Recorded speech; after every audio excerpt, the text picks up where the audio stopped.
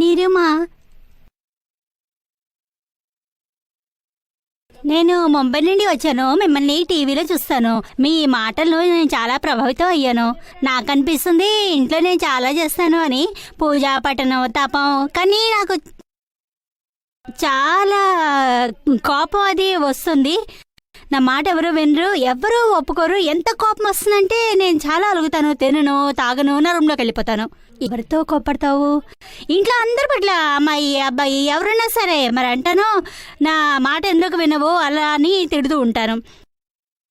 నాలో ఏదో లోపం ఉందని నాకు అనిపిస్తుంది. మీరు వినడానికి లేదు. ఇది ఎమోషనల్ బ్లాక్మెయిల్ చేయడమే. మనం అలుగుతుంటాము, కోపడుతూ ఉంటాము, అన్నం తినము అని మొహం పెట్టుకుని కూర్చుంటాము రోజంతా. మన కోరిక ప్రకారమే, మనం అనుకున్నట్టుగా కాకపోతే, భర్త చెయ్యకపోయినా, పిల్లలు చెయ్యకపోయినా, ఇది ఒక పద్ధతి ఆడవాళ్లకు. ట్రిక్. అలగడం, కోపడడం, ముఖం మార్చుకుని కూర్చోవడం, తినకపోవడం, తాగకపోవడం, ఇక చివరికి ఏడవడం, గంగా యమున ప్రవహించడమే. భర్త అయితే కొవ్వొత్తిలా కరిగిపోవాలి. ఇక నువ్వు ఏం చెప్తే నీ పాదాల దగ్గరకు తెచ్చి పెడతాను అంటాడు. ఇది ఒక ట్రిక్ స్త్రీలకు ఉంది, తెలిసిందా? Emotional blackmail. ఈ విషయాలన్నింటిలో ఏముంది? ప్రేమగా ఉండు, దొరికితే మంచిది, లేకుంటే లేదు. ఇంత మంచి భర్త నీకు దొరికాడు, ఇంత మంచి పిల్లలున్నారు, చక్కగా ఉండు. అప్పుడప్పుడు మీ మీ ప్రకారంగానే అన్నీ దొరకాలని ఏముంది? ఒక్కోసారి కాకపోతే కూడా వదిలేయాలి. స్త్రీ అనేది ఎప్పుడూ ఇదే నేర్చుకుంది. స్త్రీ లోపల త్యాగం, వైరాగ్యం, బలిదానం భావన ఉంది. ఇక అలకలు అవి మంచిది కాదు, అలగద్దు, ప్రేమతో ఉండు. నిరుమ ఎలాగంటే తనైతే తినదు, అలాగే మొత్తం ఫ్యామిలీని కూడా తినకుండానే చేస్తుంది. ఇంకా తన ఇంటికి వెళ్ళిపోయి తను కోపంగా కూర్చొని ఉంటుంది. ఇంకా దాని తర్వాత పిల్లలు ఏడుస్తూనే ఉంటారు. ఇంకా వాళ్ళ స్కూల్ వెళ్ళటానికి నేను వాళ్ళని తయారు చేయాలి. పిల్లల్ని నేను తయారు చేస్తాను స్కూల్ కోసం. ఇది మరి శోభిల్లుతుందా భారతీయ నారిగా? ఏది ఉన్నా లోపల ఉంచుకుని సాల్వ్ చేసుకోవాలి. పిల్లల వరకు ఎందుకు వెళ్తున్నారు? పిల్లలకు ఏ మాత్రమూ ఇది తెలియకూడదు. భార్యాభర్తలు, తల్లిదండ్రులు మధ్య డిఫరెంట్ ఆఫ్ ఒపీనియన్స్ ఉన్నాయి అన్న విషయం, అభిప్రాయ భేదాలు. అలాగా వారికి అనిపించాలి తల్లి తండ్రి ఇద్దరూ ఒకేలా ఆలోచిస్తారు అని. చాలా చెడు సంస్కారం అనేది వారిపై పడుతుంది. ఇంకా మీరు కూడా తప్పుడు మార్గంలో నడుస్తారు. వారు చూస్తారు తల్లిదండ్రులు వేరే వేరే మార్గాలు, అభిప్రాయ భేదాలు అవి ఉన్నాయి, ఇద్దరి మధ్య కాన్ఫ్లిక్ట్స్ ఉన్నాయి, గొడవలున్నాయి. వారి మనసులో కూడా తప్పుగా ఆలోచించడం మొదలు పెడతారు. ఇక దీన్ని తప్పుగా ఉపయోగించుకుంటారు. వారి సైకాలజీని స్టడీ చేసి లాభం పొందడానికి అమ్మా నాన్నని వాడుకుంటారు. తెలిసిందా? ఇవన్నీ నేర్చుకుంటారు. పిల్లలపై చెడు సంస్కారం పడుతుంది. తన వీక్ పాయింట్ తెలుసుకుంటారు. తల్లి వీక్ పాయింట్, తండ్రి వీక్ పాయింట్ ఇది. మీరిలా అలిగి ఏదైనా చెయ్యాలనుకుంటే పూర్తవుతుంది. ఇక మీ అమ్మాయి ఇదే నేర్చుకుంటుంది. మీ చేత పని చేయించుకోవడానికి, తండ్రి చేత పని చేయించుకోవడానికి కూడా చేస్తుంది. ఇలాగే మీ అమ్మాయి కూడా. తనకి బంగారం కావాల్సి వచ్చినప్పుడు నేనివ్వను. అలాంటప్పుడు తన కోపం నా వీక్నెస్ అనుకొని పిల్లల మీద చూపిస్తుంది. మా నాన్న ఇలాంటోడు, అలాంటోడు అని నేర్పి ఇంకా పిల్లలు కూడా నన్ను అలాగే పిలుస్తారు. తిన్నగా చెప్పు మరి. ఇక పిల్లలపై ఎలాంటి ప్రభావం ఉంటుంది? నాన్న పిసినారి అని అంటారు వాళ్ళు కూడా. అరే, తండ్రి ఇంత కష్టపడతాడు, రేయింబవళ్ళు కష్టపడతాడు, ఎవరికోసం చేస్తున్నాడు? తినిపిస్తాడు. అలాగే ఏమవుతుందో ఏంటి? డబ్బు ఇస్తున్నాడా కాదా? మీ మనసుకు వ్యతిరేకంగా ఖర్చు చేయకూడదు, అది వేరే విషయం. అతని ఆలోచనలు వేరు. మనం అడ్జస్ట్ కావాల్సి ఉంటుంది ఈ విషయాల్లో. సంతోషంగా ఉంటే ఇంకా దానివల్ల ప్రేమగా సంతోషం చేసే పనులు చేయించుకోవాలి. అలా అవుతుంది. సంతోషంగా ఉన్నప్పుడే చేయించాలి ఇలాంటివి. మూడ్లోకి రాగానే పావు బాజీలు, మంచి మంచి వంటలు, బాజీ చేయండి, సంతోషించండి, అడగండి, అప్పుడు ఇచ్చేస్తాడంతే. తనతో ప్రాబ్లం ఏంటంటే నిర్మా, మా ఆవిడ అలవాటు ఏంటంటే తను పొద్దున్న లేసి గుడికి వెళ్ళాలి, అటెళ్ళాలి, ఇటెళ్ళాలి, అటెళ్ళాలి అంటుంది. కానీ ఇంట్లో సంబంధించి తనకి ఎటువంటి సంస్కారము లేదు. దాని అర్థం ఏమంటే ధర్మం చేస్తుంది కానీ దానికి అర్థం తెలియదు. అర్థం తెలియకుండానే చేస్తోంది, మెకానికల్గా చేస్తోంది. ఇక నేను చేస్తున్నాను, నేను ఎక్కువ ధర్మం చేస్తున్నాను, వీళ్ళకేమీ చేయరు, అలా అహంకారం పెరుగుతోంది. అదే అవుతుంది. ఆయనకి అదే చెప్తాను, నేను ఇంత చేస్తున్నాను, ఇంత మీ మాటలు విన్నాక అనిపిస్తోంది నేనేమీ చేయట్లేదు అని, వ్యతిరేకంగా వెళ్తున్నాను అని అలా అనిపిస్తోంది. వ్యతిరేకమే. ఏదైనా చేస్తున్నావో అది మన కోసం చేస్తున్నావు, ఇంకోళ్ళకి చూపించడానికి కోసం కాదు కదా.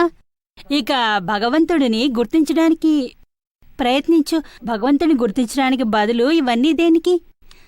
చివరికి ఇలా భక్తి చేస్తున్నాను, చూడ్డానికి ఎక్కువగా చేస్తున్నాను, నేను చేస్తున్నాను, గుడికి వెళ్తే చెప్పడానికి అని ఏమిటి? 2 గంటలు కూర్చుంటాను అక్కడ, పూజా పాఠాలు చేస్తాను, ఇదంతా అందరికీ చూపించడానికి వ్రతం చేస్తాను, ఉపవాసం చేస్తాను, ఇదంతా అధిక మాసం చేస్తాను, శ్రావణ మాసం చేస్తాను, చతుర్మాసం చేస్తాను, చాతుర్మాసం చేస్తాను, ఇది చేస్తాను. ఇలా మీరు జైనేంటి? మరి నేను అట్టాయి చేస్తాను, అట్టాయి చాలా చేస్తాను. దానికి పెద్ద పెద్ద యాత్రలు బయలుదేరతాయి, శోభాయాత్ర మొదలవుతుంది.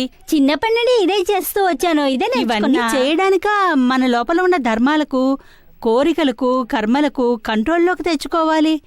ముందర వాటిని చేసుకోవాలి, తెలుసుకుని తెలివిగా మసులుకోవాలి. ఇక ఇదంతా ధ్యానంలోకి వెడతావు దేనికోసం మరి? పరధ్యానంలో ధ్యానం చేస్తూనే ఉంటాను. మన కర్మలని, మన దోషాలని, మన పాపాల నుండి ముక్తి పొందడానికి వెళ్తాము, జాగృతిని పెంచుకోవడానికి వెళ్తాము. లేదంటే ఎన్నో నగలు వేసుకుని, మంచి మంచి నగలు వేసుకుని, మంచి మంచి చీరలు వేసుకుని ఫ్యాషన్ పరేడ్కి వెళ్దామని అనుకుంటే అలా అవుతుందా? ఇది చూపించడానికే. అందరూ అదే మాట్లాడుకుంటామో, వచ్చే ఏడాది ఇలాంటి చీర కొనుక్కోవాలి, మనసులో ఇదే నడుస్తూ ఉంటుందన్నమాట. మరి ఇందులో ధర్మం ఎలా వచ్చింది? అదే నాలో తప్పయిందని అనిపిస్తోంది. అలా అయితే ఇది చూపించడానికి కాదు. భగవాన్ మహావీర్ ఏదైనా చేశాడు అంటే అందరికీ చూపించడానికి చేశాడా ఏమిటి? ఎవరికీ తెలియదు అసలు ఎక్కడ ఉంది, ఏమవుతోంది అన్నది. అలా ఉండాలి. ఏదైనా మార్గం ఉందా? అది అలా చెయ్యాలి అంటే పాపం ఉండకూడదు, పుణ్యం ఉండకూడదు అంటూ అలాంటి మార్గము ముక్తి మనస్సు అవుతుంది. మనసు, బుద్ధి, చిత్తం, అహంకారం, శరీరం నుండి మనం ముక్తి పొంది ఆత్మస్వరూపం అవుతాము. ఏ పనికి మనం కర్తగా ఉండము, సంపూర్ణ కర్తభావంతో ఉంటాము. ఆత్మస్వరూపంలో ఉండి కర్తభావంతో మొత్తం కర్మల్ని అంతం చేస్తాము. అంతః తపంలో, బాహ్య తపంలో కాదు. అప్పుడు కర్మలకు ముగింపు ఉంటుంది. పుణ్యం, పాపం 2 తొలగిపోతాయి, నిశ్శేషంగా ఉంటుంది. అప్పుడు మోక్షం వస్తుంది. తెలిసిందా? అదే జన్మముక్తి అంటారు కదా. ఎలా చేయాలి అన్నదే తెలియట్లేదు. అది జ్ఞాని నుండి దొరుకుతుంది, ఆత్మజ్ఞానం పొందిన దాని నుండి దొరుకుతుంది. ఇక్కడికి వస్తూ ఉంటూ అన్నీ తెలుస్తాయి. ఇప్పుడు అనిపిస్తుంది మీ దగ్గరకు వస్తే అన్నీ తీరుతాయి అని. ముందు నువ్వు ఇల్లుని సరిచేసుకో, నీ స్వభావాన్ని మార్చుకో. నీ ప్రకృతి, నీ స్వభావం, మనసు, వచనాల వల్ల ఎవరికి దుఃఖం కలగకూడదు. ఇంకా ఎవరికి చీమకు కూడా దుఃఖం కలగకూడదు, మనిషికి కాదు. ఇక్కడ ఇన్ని దేవుడిలాంటి భర్తని ఇంత బాధ పెడుతూ ఉంటే, ఆయన చాలా మంచి అయినా కానీ ఏమీ అనరు, అయినా నేను మనసులో అన్ని తప్పుని తెలుసుకుంటూ ఉంటాను. దేవుడి లాంటి మనిషి మీరు దేవానంద అన్నా కూడా పర్వాలేదు.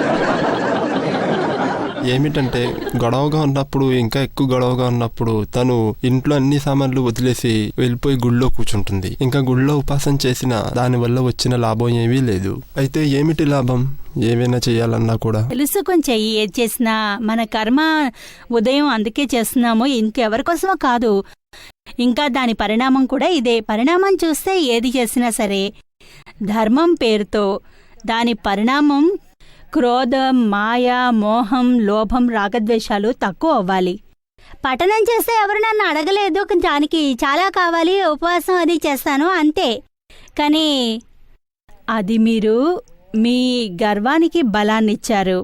మీకు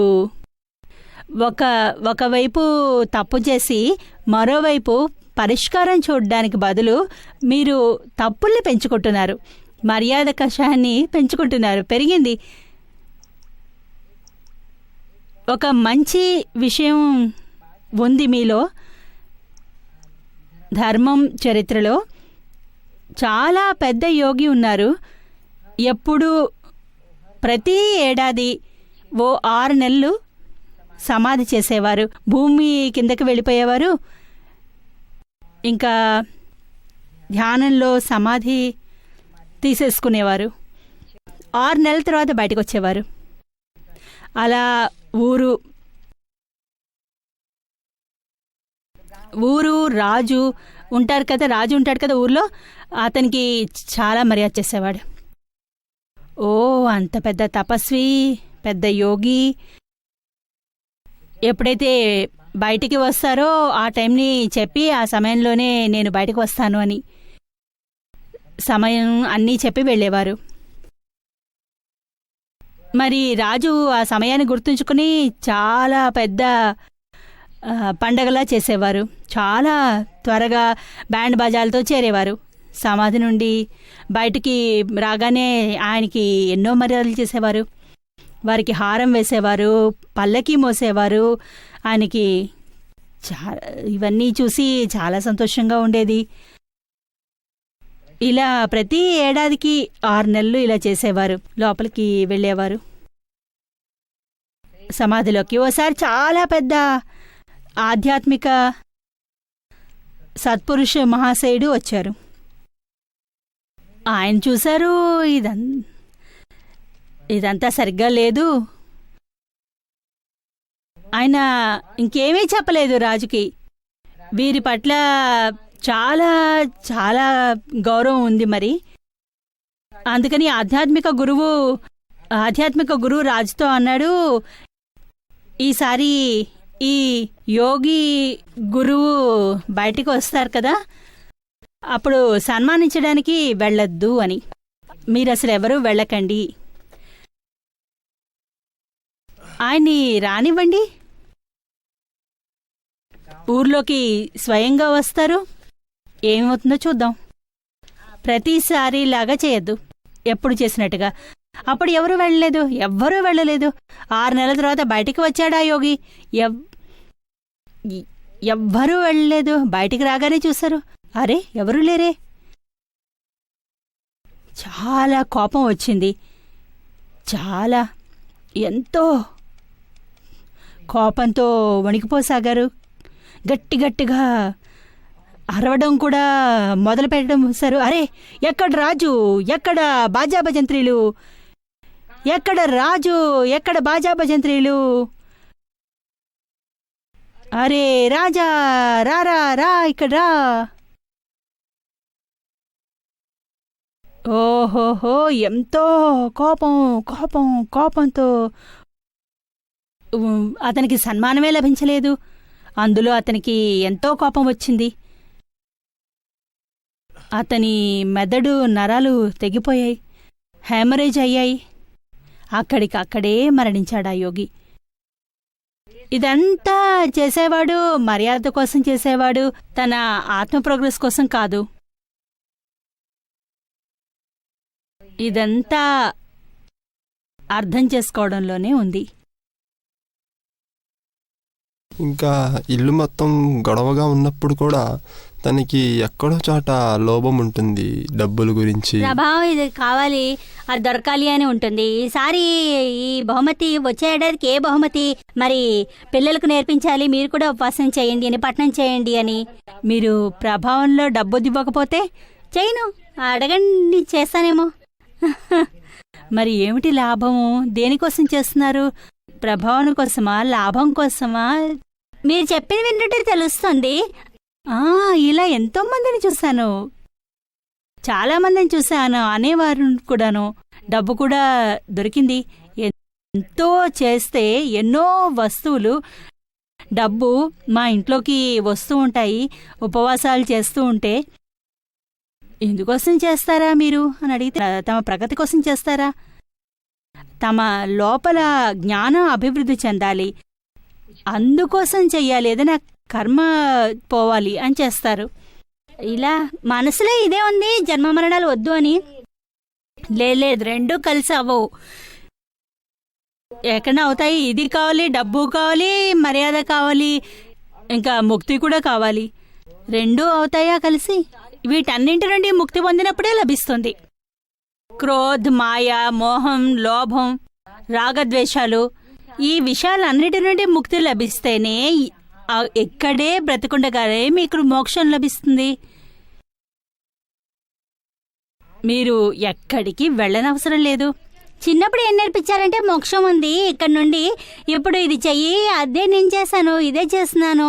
కానీ మనసుకు మాత్రం ఎప్పుడూ శాంతి లభించలేదు. ఏమంటే మోక్షం అంటే ఏమిటి? అసలు అర్థం సర్వకర్మల నుండి ముక్తి పొందడము.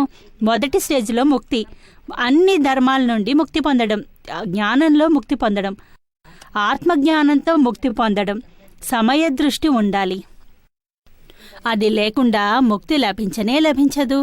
ఏం చేసినా జ్ఞానం, తపస్సు ఎంత చేసినా దాంతో ఏమీ ముక్తి లభించదు, జ్ఞానంతో లభిస్తుంది. దృష్టి ఏర్పడకపోతే కర్మ పూర్తి కాదు కదా మరి. అందువల్ల ముందు మీరు జ్ఞాని వద్దకు వెళ్ళండి, వెతకండి. వారి నుండి దృష్టి విపరీతంగా ఉన్నదాన్ని సౌమ్యంగా చేసుకోండి. ఇక సౌమ్య దృష్టి వచ్చాక మొత్తం అన్నీ కూడా తిన్నగా కనిపిస్తాయి, వ్యతిరేకంగా కనిపించవు.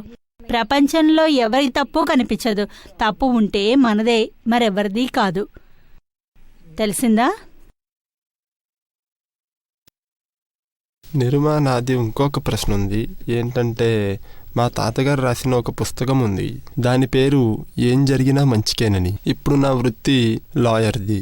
ఇప్పుడు అది చదివిన తర్వాత నేను ఇంకా చాలా లీనమైపోయాను. ఇంకా మేము చెప్పేది అన్నీ న్యాయానికేనంటే లాయర్ దగ్గరికి వేరే వెళ్తారు.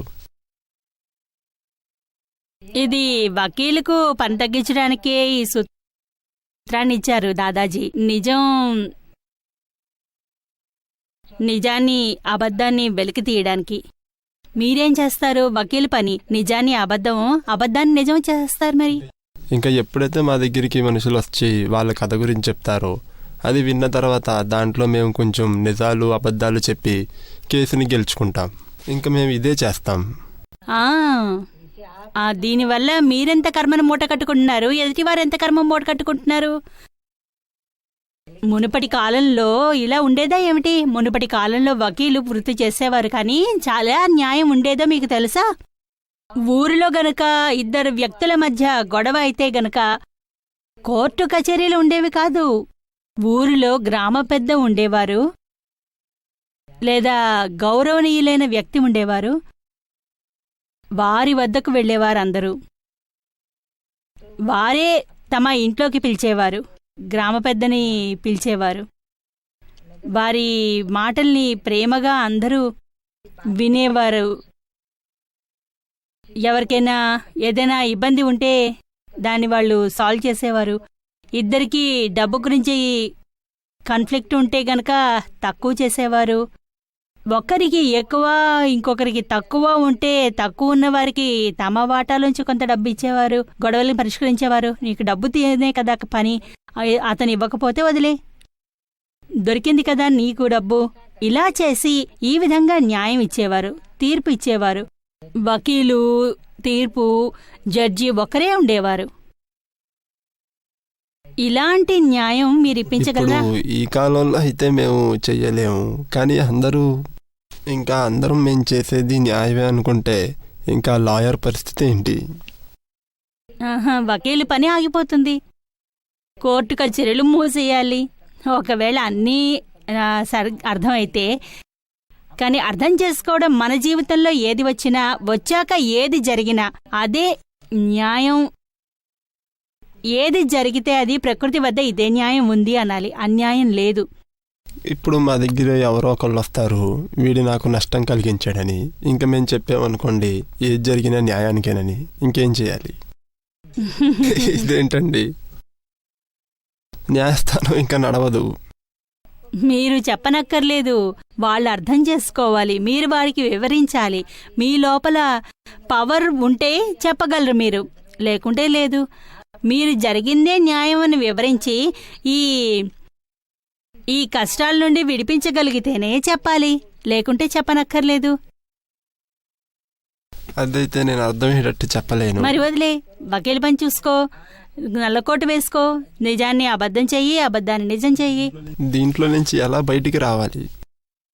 ఎంతో మంది వకీళ్ళున్నారు, మొదట్లో ఇలాగే ఉంటారు, నిజాన్ని అబద్ధం చేయలేరా అని, అబద్ధాన్ని నిజం చేయలేము అని. ఏది నిజమో దాన్నే నిజంగా చూపిస్తాము, అలాంటి కేసే తీసుకుంటా. ఈ విధంగా చూస్తూ చూస్తూ గొడవ పడేవారు. ఇక తమ వకీలు పనిని తగ్గించుకొని నాకు తిండి దొరికితే చాలు, తిండికి మించి ఇంకా ఎక్కువ హోదా, బంగ్లా కావాలంటే, పెద్ద పెద్ద ఖరీదైన కార్లు కావాలంటే, ఇవన్నీ కావాలంటే మనకు కావాలి, మన పిల్లలకి, అమ్మాయిలకి కొనివ్వాలి. ఇవన్నీ అబద్ధాలు నిజాలు చేస్తూనే వస్తాయి. నిజం నుండి వస్తాయి ఏమిటి? ఇవన్నీ మానేసేయాలి. ప్రేమగా ఉండు, పప్పు అన్నం తింటే చాలు, అంత దొరికితే చాలు. భార్యకి నగలు దేనికి కావాలి? మీరు మానేయండి. నిశ్శబ్దంగా అలక కూడా పోతుంది, అన్నీ పోతాయి ఇంకా.